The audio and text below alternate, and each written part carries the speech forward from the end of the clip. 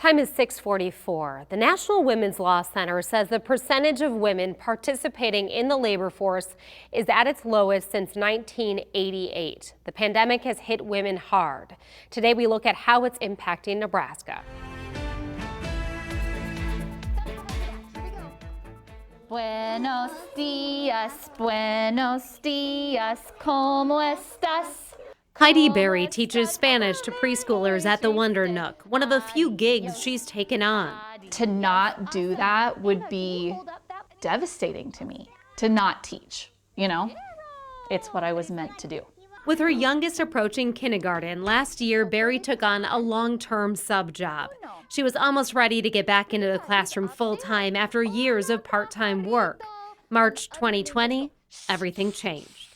When I think back to those teaching online and my kids are online and I'm trying to make sure that my 4-year-old doesn't fall down, I don't know what I was supposed to have done differently. I mean, there were no good choices. Her husband works in healthcare. She says it made sense for her to spend more time at home.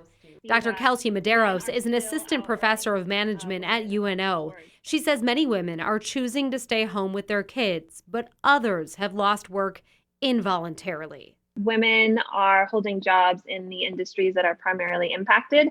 So things like retail, hospitality, which were forced to close for a little bit or had a decline in sales. In Nebraska in 2019, women made up about 40% of the unemployment insurance claims.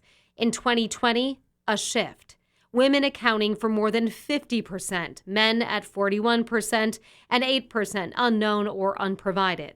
There's no problem with choosing to stay home with kids if that's what someone wants to choose to do and that's that choice someone makes. But what's problematic is when they're forced to make that choice and to leave the labor force. Dr. Medeiros and researchers worry this could widen the gender pay gap. She says the pandemic led to destabilization.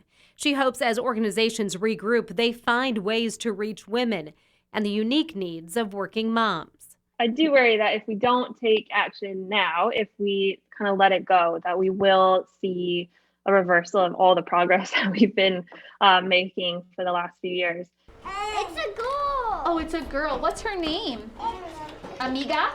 Her name's Sprinkles. Her name is Sprinkles. Berry considers herself fortunate, but like so many parents, feels there was no ideal choice. She's making about 20% of what she could be bringing in. I was able to just make a different choice. I think for lots of women, that's not even an option. Right now, she's focused on flexibility. I will be back in the classroom someday. I know that that day is coming for me. It's just about riding out the storm of uncertainty. Doing what she can now to still hold on to the job she loves. She sticks with her friends. Dr. Medeiros says women of color are more greatly impacted by these job losses and the pandemic as a whole. She believes policymakers and community leaders need to take this into account and directly address the needs of those communities to move forward.